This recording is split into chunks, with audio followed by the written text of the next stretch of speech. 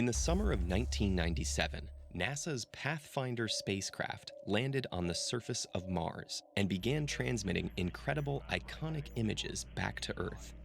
But several days in, something went terribly wrong. The transmissions stopped. Pathfinder was, in effect, procrastinating, keeping itself fully occupied, but failing to do its most important work. What was going on? There was a bug, it turned out, in its scheduler. Every operating system has something called the scheduler that tells the CPU how long to work on each task before switching, and what to switch to. Done right, computers move so fluidly between their various responsibilities, they give the illusion of doing everything simultaneously. But we all know what happens when things go wrong. This should give us, if nothing else, some measure of consolation. Even computers get overwhelmed sometimes. Maybe learning about the computer science of scheduling can give us some ideas about our own human struggles with time. One of the first insights is that all the time you spend prioritizing your work is time you aren't spending doing it.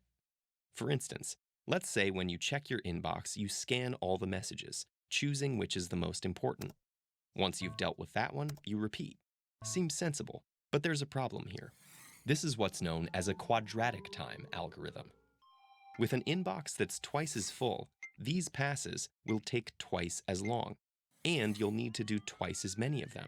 This means 4 times the work. The programmers of the operating system Linux encountered a similar problem in 2003.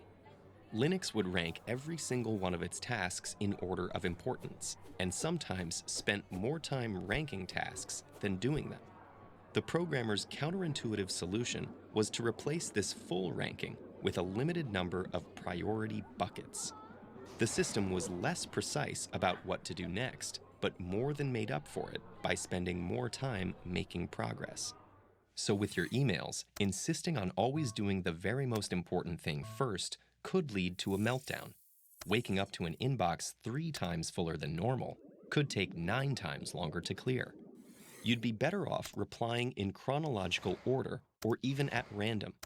Surprisingly, sometimes giving up on doing things in the perfect order may be the key to getting them done. Another insight that emerges from computer scheduling has to do with one of the most prevalent features of modern life: interruptions. When a computer goes from one task to another, it has to do what's called a context switch, bookmarking its place in one task, moving old data out of its memory, and new data in. Each of these actions comes at a cost. The insight here is that there's a fundamental trade-off between productivity and responsiveness. Getting serious work done means minimizing context switches. But being responsive means reacting anytime something comes up. These two principles are fundamentally in tension.